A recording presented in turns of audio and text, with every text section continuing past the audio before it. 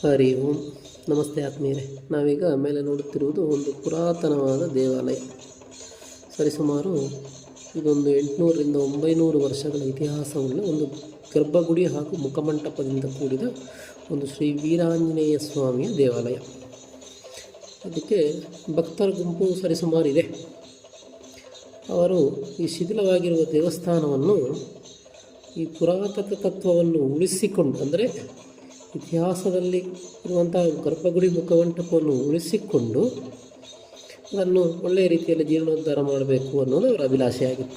ಆದ್ದರಿಂದ ಅವರು ಸುಮಾರು ಪ್ರಯತ್ನಗಳು, ಅಂದರೆ ಸುಮಾರು ಇಂಜಿನಿಯರ್ಗಳಾಗೂ ಸುಮಾರು ಶಿಲ್ಪಿಗಳನ್ನು ಭೇಟಿ ಮಾಡಿ ಆ ಮೂಲವನ್ನು ಉಳಿಸಿಕೊಂಡು ಅದನ್ನು ಸರಿಪಡಿಸಿ ಅದಕ್ಕೆ ಪುನರ್ಚೈತನ್ಯ ಕೊಡಬೇಕು ಎಂಬುದು ಅವರ ಆಶಯದೊಂದಿಗೆ ಸುಮಾರು ಜನರನ್ನು ಭೇಟಿ ಮಾಡಿ ಪ್ರಯತ್ನ ಮಾಡಿದರು. ಆ ಪ್ರಯತ್ನದಲ್ಲಿ ಅವರಿಗೆ ಸುಮಾರು ದಿನಗಳ ಪ್ರಯತ್ನದಲ್ಲಿ ಅವರಿಗೇನು ಫಲ ಸಿಗಲಿಲ್ಲ. ಆದ್ದರಿಂದ ಮತ್ತು ಪ್ರಯತ್ನ ಮುಂದುವರಿಸ್ತಾನೇ ಇದ್ದರು. ದೇವರ ಅನುಗ್ರಹದಿಂದ ಒಂದು ಸಂದರ್ಭದ ಆಕಸ್ಮಿಕವಾಗಿ ನಮ್ಮ ಭೇಟಿಯಾಯಿತು. ತದನಂತರದಲ್ಲಿ ನಮ್ಮಲ್ಲಿ ಈ ವಿಚಾರವನ್ನು ತಿಳಿಸಿ ನಾನು ದೇವಾಲಯವನ್ನು ಸಂಪೂರ್ಣವಾಗಿ ಪರಿಶೀಲನೆ ಮಾಡಿ ತಿಳಿಸುವುದಾಗಿ ಹೇಳಿ ಅವರನ್ನು ಕಳಿಸಿಕೊಟ್ಟೆ. ಒಂದೆರಡು ದಿನದಲ್ಲಿ ದೇವಾಲಯಕ್ಕೆ ಒಂದು ಭೇಟಿ ನೀಡಿ ಸಂಪೂರ್ಣವಾಗಿ ಕಟ್ಟಡವನ್ನು ಕೂಲಂಕುಷವಾಗಿ ಪರಿಶೀಲಿಸಿದ ನಂತರ ಅವರ ಅಭಿಲಾಷೆಯನ್ನು ನೆರವೇರಿಸಿಕೊಡುವುದಾಗಿ ತಿಳಿಸಿದೆ.